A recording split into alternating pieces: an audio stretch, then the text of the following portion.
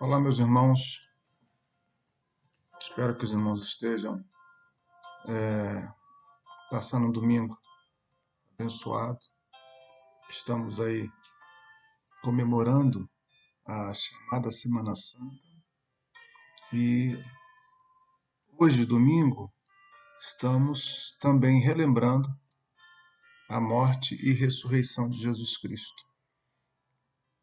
Uma das razões pelas quais o domingo é comemorado como o dia do Novo Testamento em que tem maior significado para a era cristã, a saber, a ressurreição de Jesus. Então, nós queremos convidar os irmãos a iniciar esse estudo sobre a vida de Elias e a sua experiência de oração. Elias e a oração de fé. Nós tínhamos preparado aqui um material, mas razões técnicas nos impedem de ter esse material para apresentar aos irmãos.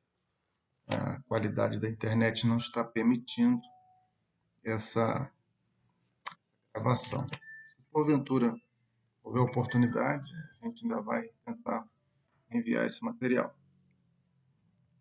Vamos orar então, para a gente dar início à nossa Escola Bíblica Dominical, classe Gente que Ora, lição número 8. Pedir a Deus para nos orientar. Senhor Deus, muito obrigado por esse dia, pelas bênçãos que tu tem dado ao seu povo, pela proteção. Pedimos que tu estejas abençoando a nossa igreja, as famílias da igreja, os irmãos que participam da classe Gente que Ora, seus familiares também, especialmente nesse dia em que comemoramos o significado maior do cristianismo, que é a ressurreição do seu Filho.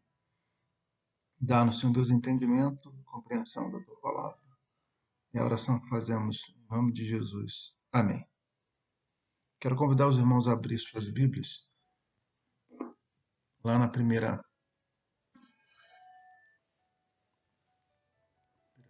Epístola dos Reis, capítulo 17, onde nós temos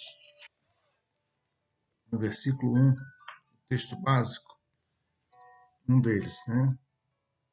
Então Elias, tesbita, dos moradores de Gileade, disse a Acabe: tão certo como vive o Senhor, Deus de Israel, perante cuja face estou, nem orvalho nem chuva haverá nestes anos, segundo a minha palavra. Depois, 1 Reis 18, 1. Muito tempo depois veio a palavra do Senhor Elias no terceiro ano, dizendo: vai, apresenta-te a Acabe, porque darei chuva sobre a terra. E o texto de Tiago, capítulo 5, versículos 17 e 18, vai nos atestar também acerca do profeta Elias. O profeta Elias, ele é muito conhecido, especialmente quando no Novo Testamento as pessoas perguntavam se Jesus era o novo Elias, dada então a importância desse profeta, o quanto ele marcou a história do povo.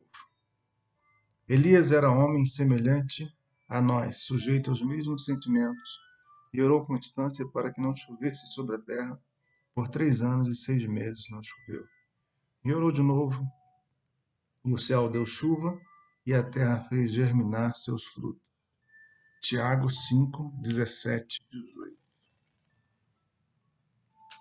O que é uma oração eficaz? Oração eficaz. A palavra eficaz, ela vem significar algo que funciona, algo que dá resultado, algo que cumpre o seu objetivo, a sua destinação, o seu intento. E a oração eficaz, nós podemos entender que é aquela que Deus ouve, Deus responde conforme o nosso pedido. E nós temos na vida de Elias vários momentos em que ele experimenta dessa resposta de Deus. Nós vamos passear um pouco aqui, então, nesses textos e também vamos ver um pouquinho do que o autor nos propõe a respeito da vida de Elias. E a intenção é que, ao final desta lição, nós possamos ter confiança de que Deus responde às orações que são feitas segundo a vontade dele. É interessante a questão de nós termos uma oração respondida de acordo com a vontade de Deus e não de acordo com o que nós pedimos ou pensamos ou queremos, desejamos. Na maioria das vezes, a ideia que nós temos em termos humanos é que Deus precisa ouvir a minha oração, a nossa oração, dentro do parâmetro da minha necessidade, dentro do parâmetro da minha precisão, ou ainda simplesmente de acordo com a minha vontade. Não é isso que é a proposta do estudo, a proposta do próprio Deus não é essa. A proposta de Deus é que eu e você, nós, como cristãos, busquemos sempre estar em intimidade com Deus a ponto de, ao orarmos, pedirmos aquilo que Ele quer que nós peçamos. Nós vamos destacar aqui algumas coisas que o autor nos propõe, como é que nós podemos alcançar essa situação, mas antes vamos ver um perfil do profeta Elias, né, que era um homem desconhecido até então, e ele vem aparecer justamente no confronto direto com o rei Acabe. O rei Acabe. Então nós vamos ver aqui. A primeira parte diz que nós somos humanos. Comparados com Elias, como diz o texto de Tiago, nós somos humanos tanto quanto Elias foi. Elias era um homem sujeito às paixões, à tristeza, à depressão, né? Nós vamos ver lá na frente, alegrias, momento de coragem, como a maioria de nós somos na média, né? Então, nesses tempos modernos, o humanismo tem se levantado com arrogância e prepotência. A velha ideia de que o homem é autossuficiente, referencial único e centro de tudo tem levado muitos chamados crentes ao culto do ego, adoração do homem pelo homem, exercer a fé dos outros e não a deles próprios. Pedro, Paulo e Barnabé reagiram a essa prática idólatra, repreendendo-a com indignação.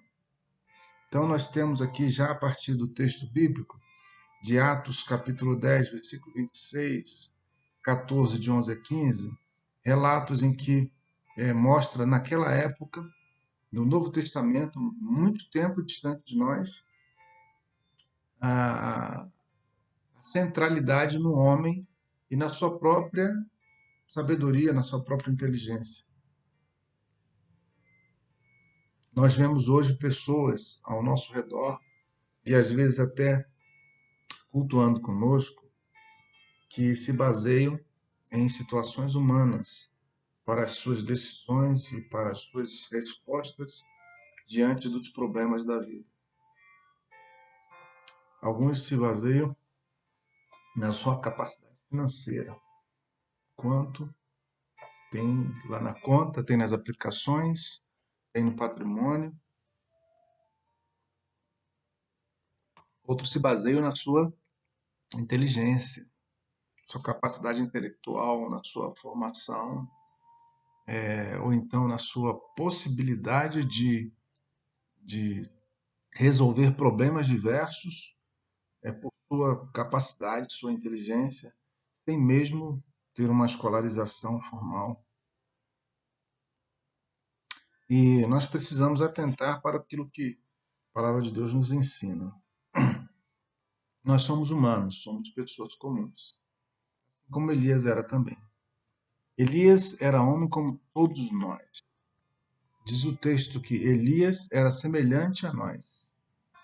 Uma declaração que não era por ser profeta, por ser comparado a Jesus, um homem com características que não eram humanas. Era um homem como nós.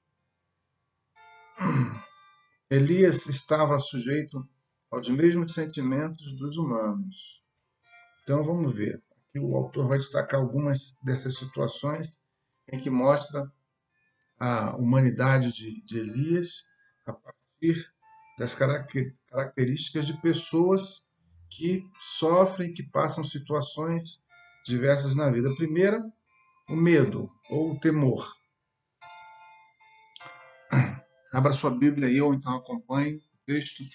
1 Reis 19:3. Diz assim: Temendo, pois, Elias levantou-se e, para salvar sua vida, se foi e chegou a Berseba, que pertence a Judá, e ali deixou o seu moço, para salvar a sua vida.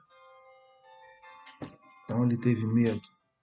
É difícil imaginar que Elias, tempos antes disso, havia confrontado o rei, havia confrontado um exército de profetas, homens de Baal, e muitos outros que estavam ali foram desafiados por Elias, e Deus provou por intermédio dele que ele era Deus, que ele era Senhor e que Elias estava certo. Mas ele aqui, diante de uma situação muito menor, a gente poderia dizer que, comparado àquilo que ele havia feito anteriormente, era uma situação pequena. Mas ele teve medo. E muitos de nós, como Elias, passamos por isso. Nós, diante de, às vezes, uma enfermidade que não seja grave, mas uma enfermidade que nos coloca na cama, nos coloca impossibilitados de caminhar, de falar e de, às vezes, se alimentar corretamente, a gente fica meio baqueado, fica meio pensativo e com medo. Com medo. Diante da situação dos nossos familiares, especialmente dos nossos filhos, diariamente nós temos medo. O que vai ser do futuro do meu filho, da nossa filha?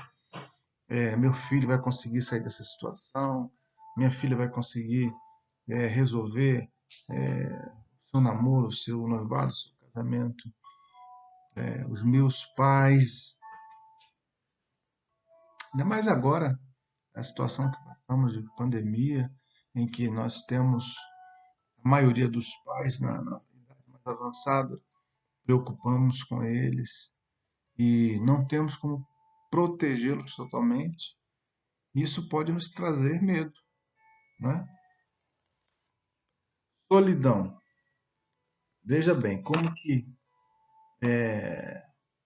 o homem de Deus, né, pode estar numa situação dessa. Lá no capítulo 19, ainda no versículo 4, diz assim: Ele mesmo, porém, se foi ao deserto, caminho de um dia, veio e se assentou debaixo de um zimbro e pediu para si a morte. E disse: Basta, toma agora, Senhor, a minha alma, pois não sou melhor do que meus pais. Deus não atendeu essa oração de Elias, né? Que ele pediu sua morte, mas esse texto ele tem uma série de analogias, de interpretações. Nós teríamos assim muita coisa a falar especificamente sobre esse texto, porque ele mostra aqui uma série de situações que nós podemos passar. E eu vou dar um exemplo um pouco mais simplificado. Quando nós nos envolvemos num trabalho com Deus, para Deus, e em termos humanos, um trabalho grande, grande porte, envolvendo muitas pessoas, preparação de uma conferência, um congresso, um acampamento, um retiro, geralmente muitas pessoas envolvidas, nós nos desgastamos muito emocionalmente, fisicamente, psicologicamente. E quando passa aquela programação, aquele evento, existe um certo relaxamento do organismo, do corpo, a ponto de nós ficarmos totalmente diferente do que estávamos antes, quando a gente estava tenso, sempre ligado, sempre atento, e a gente baixa a adrenalina, a emoção, e a gente pensa assim, bom, preciso descansar, relaxar. Mas com Elias, o que aconteceu? Ele saiu de uma situação dessa e ele já foi ameaçado de morte. Então, quando a gente sai de uma situação como eu descrevi, a nossa expectativa humana é, olha, parabéns, que trabalho bonito, olha, Deus te abençoe. E aquilo pode encher os nossos olhos.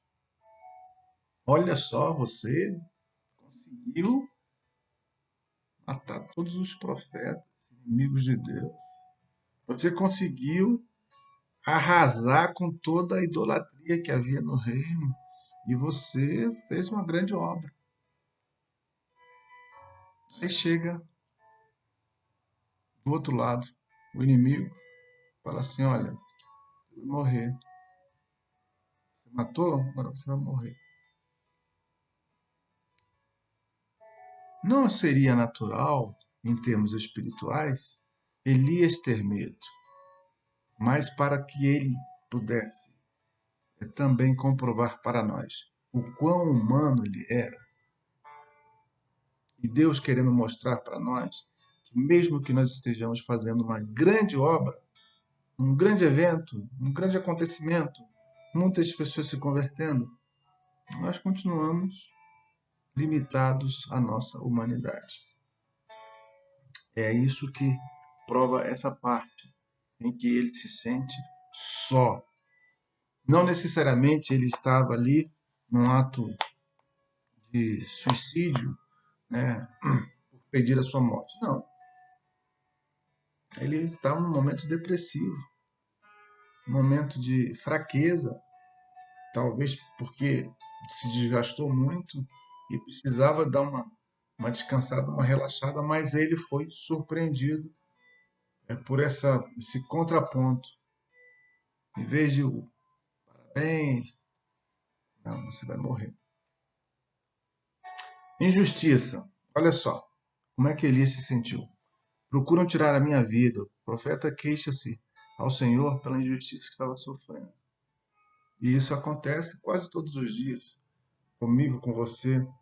Alguma situação em que você não é tratado justamente. E você pode remeter isso para Deus. Mas Deus, servo de Deus, uma pessoa tão boa.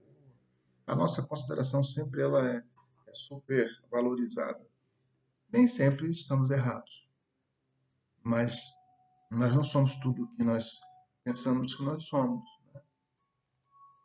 E a injustiça de outros nós colocamos na conta de Deus.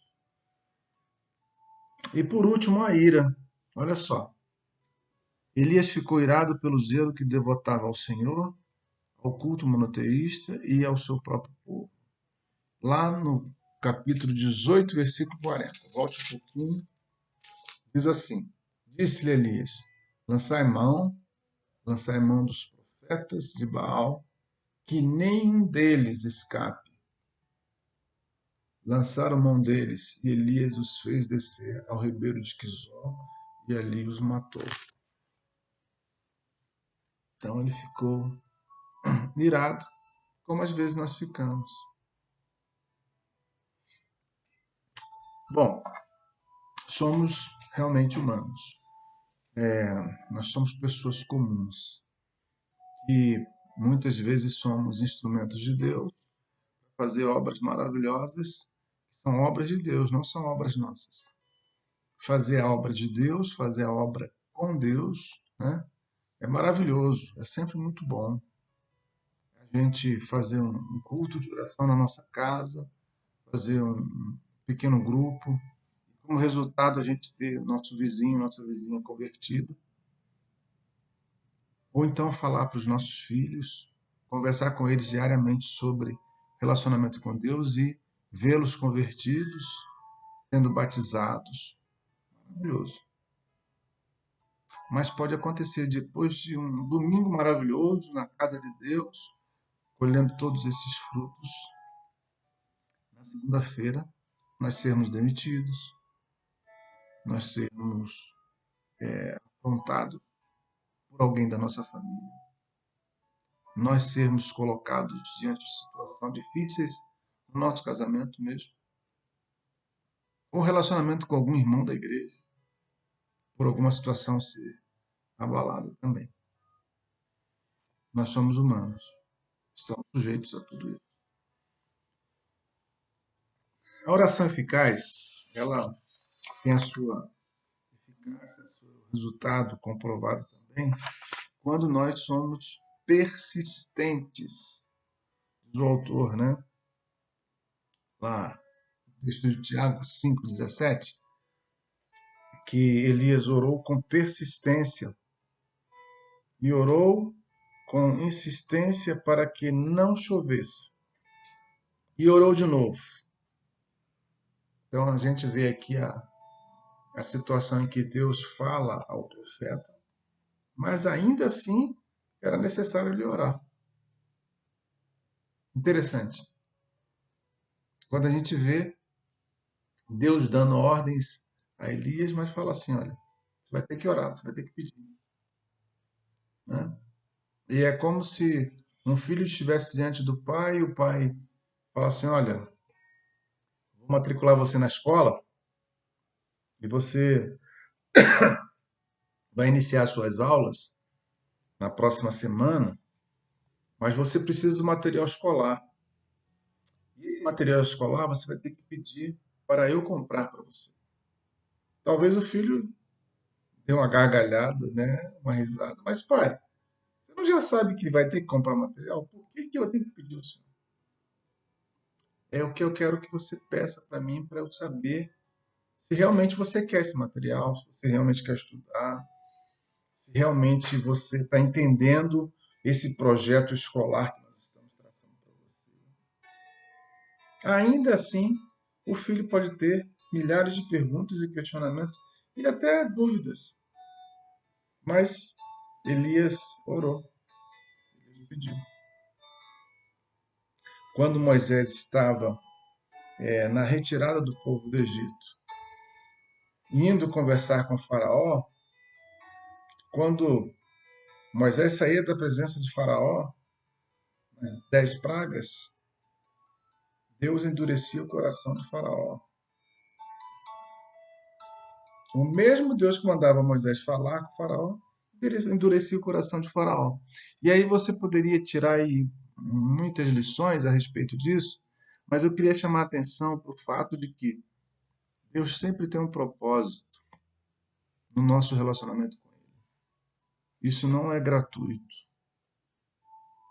Deus estava estabelecendo com Elias um relacionamento de intimidade. Por que Jesus precisava orar ao Senhor para pedir que, se possível, fosse passado dele o cálice? Deus já sabia. Deus era o Pai. Jesus já também sabia o propósito da sua morte. Mas isto nos serve até hoje de lição. A persistência na oração move o coração de Deus. Então, veja lá, Lucas capítulo 18, versículo 7. O texto está na revista, você pode ler aí comigo. Não fará Deus justiça aos seus escolhidos, que a ele clamam dia e noite, embora pareça demorado em defendê-los? Esse texto ele se refere à passagem da mulher que insistentemente vai à casa do juiz pedir que seja julgada a sua causa. E o juiz chega à conclusão de que ele precisa atendê-la, vai julgar a causa, para que ela não insista mais. Isso quer dizer que na parábola é mostrado o quanto Deus ouve uma oração persistente. Não é a oração com vãs repetições, né?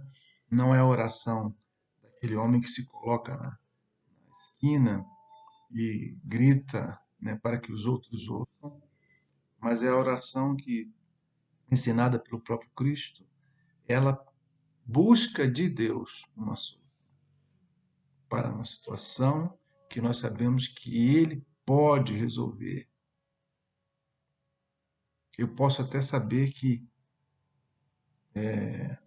pelo histórico, Deus não deva resolver. Uma pessoa que passou a vida toda longe do caminho de Deus e, no final da vida, pragueja contra o Senhor, fala coisas absurdas contra Deus, e ainda assim o esposo ora por essa pessoa, a esposa ora pedindo a salvação.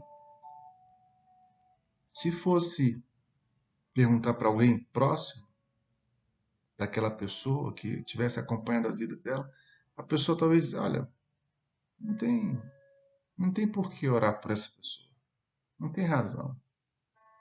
A mesma coisa aquelas mães que estão lá na porta do presídio, sabendo que seus filhos estão condenados a 10, 20, 30 anos, crimes terríveis, mas elas estão lá pedindo que eles sejam bem tratados, que eles tenham justiça, que eles recebam um tratamento digno, que eles tenham direito às saídas por ocasião das datas especiais. Elas estão lá levando alimento, estão lá levando roupa, levando aquilo que eles necessitam, às vezes dinheiro também, independente de toda sorte de crime, o mais terrível que tenha sido praticado. E elas continuam clamando a Deus por aquelas vidas. Provavelmente as vítimas estejam fazendo o contrário. As famílias das vítimas estejam justamente querendo a morte, querendo a destruição daqueles outros lá que são a escória da sociedade. E as mães estão pedindo a Deus por esses filhos. A persistência na oração move o coração de Deus. Por isso que nós vemos muitos deles lá dentro sendo convertidos, sendo transformados, processos arquivados. Nós temos vários pastores nossos que saíram da prisão, foram para o ministério e hoje estão abençoando vidas, sendo instrumentos de Deus. A oração persistente, né, ela move os céus e a terra. Olha só. O Deus vivo a quem oramos tem o universo sob suas ordens. Ele tem domínio sobre tudo e ao Senhor obedece sem restrições. Sol, lua, mares, rios. Assim foi com Moisés e Josué no Mar Vermelho, no Jordão.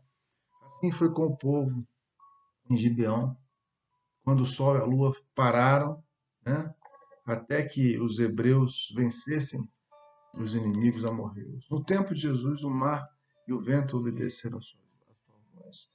Então nós temos que a oração persistente, a oração perseverante, ela move a natureza a seu favor, porque a natureza está nas mãos de Deus. O nosso Deus é o Deus da criação, o Deus da natureza.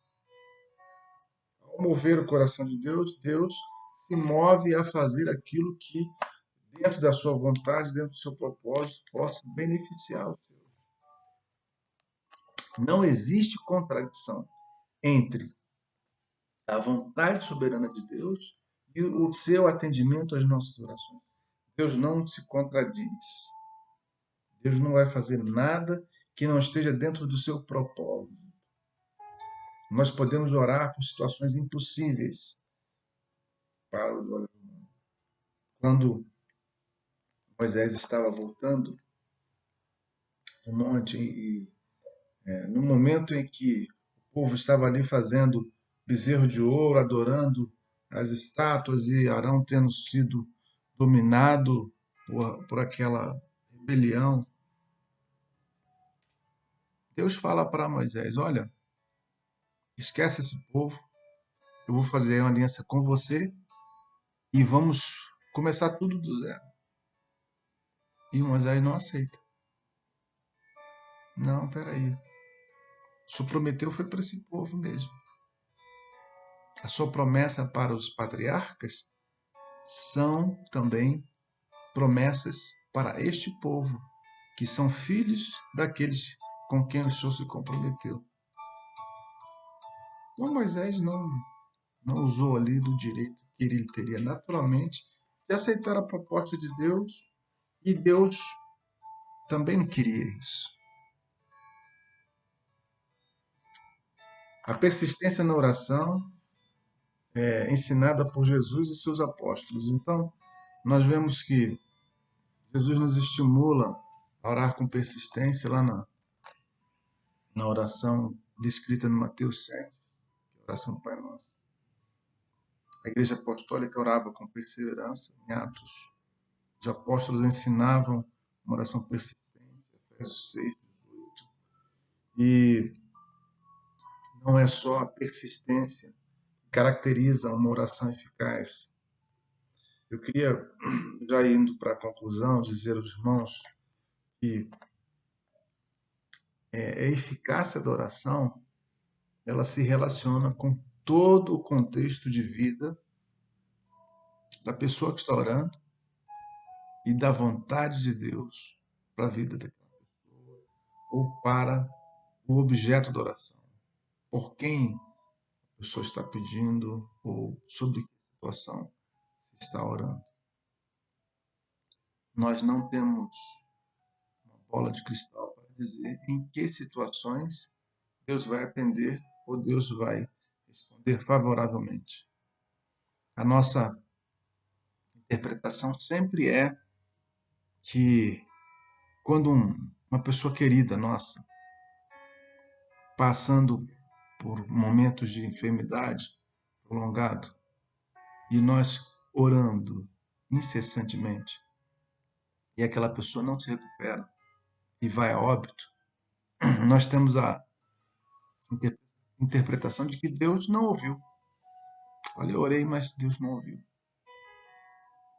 Dificilmente, naquele momento da dor, a gente poderia dizer assim: olha, eu orei, Deus ouviu, entendeu, mas cumpriu a vontade dele. Talvez essa seja uma interpretação mais difícil para a maioria de nós. Eu teria muita dificuldade. Mas é o que acontece na nossa vida, porque nós somos humanos. Nós temos um Deus que conhece o nosso coração, conhece as nossas necessidades. Tudo tem um limite, né? Há nas nossas situações outras que nos machucam bastante.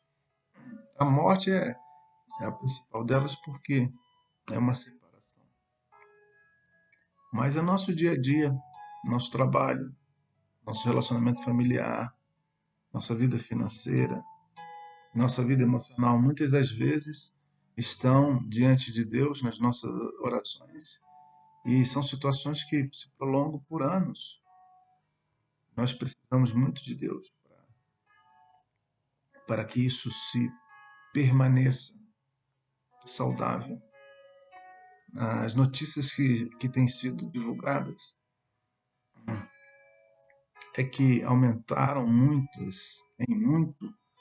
as agressões que estão relacionadas à Lei Maria da Penha, nesse período de quarentena, e também aumentaram muito os pedidos de divórcio. Quando as pessoas são colocadas dentro de casa, confinadas, em quarentena, elas precisam interagir mais e os defeitos aparecem mais. E nós precisamos clamar a Deus para que seja um tempo de renovo das famílias, renascimento das relações, que o amor volte a fazer parte da vida familiar entre marido e mulher, pais e filhos. Não é só lá fora, não. Dentro das nossas igrejas, muitas famílias podem estar sofrendo essas questões. Somente Deus para nos trazer de volta ao primeiro amor. Nós entendemos por que nós estamos aqui, qual é a razão, qual é o motivo principal. As pessoas que estão à nossa volta devem estar olhando para nós, querendo respostas. Alguns líderes religiosos sendo acusados frontalmente, outros sendo ignorados, alguns amedrontados, querendo de nós que nós tenhamos mais intimidade com Ele. A questão do tempo agora fica difícil nós avaliarmos se o nosso tempo melhorou, se piorou, se aumentou. A exceção da equipe que trabalha de frente, né, nessas questões, a equipe da saúde, a equipe de segurança pública, defesa civil, alguns outros profissionais, todos nós estamos com o nosso tempo bem folgado, bem tranquilo, suficiente para ajudarmos, especialmente em oração. Há um hino que diz assim: estou fazendo se sou cristão, se Cristo deu-me a salvação. Há um vídeo que está circulando essa semana de um senhor, me parece que ele é espanhol, ele tem mais de 90 anos e ele conseguiu vencer a Covid-19 depois de um período de internação. E quando ele saiu, o pessoal da direção do hospital procurou por ele e disse assim: olha, o senhor vai precisar pagar pelo uso do ventilador artificial que usou aqui o sistema. E ele começou a chorar. E as pessoas ficaram preocupadas: mas o senhor está chorando porque o senhor não tem dinheiro para pagar? Não, eu tenho condições de pagar. O senhor está chorando porque o senhor está achando injusto o senhor ter que pagar? Não estou chorando porque eu acho injusto pagar. Eu estou chorando porque, por mais de 90 anos, eu respirei o ar puro que Deus me deu e eu nunca devolvi a Ele, nunca paguei nada por ele. Se a gente fizer analogia,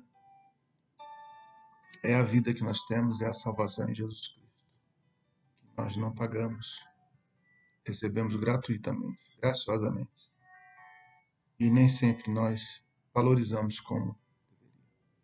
Que Deus abençoe a sua vida, a vida da nossa igreja. Vou lembrar de orar pelos irmãos que estão enfermos, irmão Adailton, cunhado da irmã Lana, irmã Rosália, irmã Rose, pastor Sócrates, para que Deus possa abençoar e visitar as suas vidas. Tenham todos um domingo abençoado e que a nossa oração seja dentro daquilo que nós temos estudado, uma oração que possa realmente ter resultados, porque a nossa vida ela está ligada intimamente àquilo que Deus quer para nós.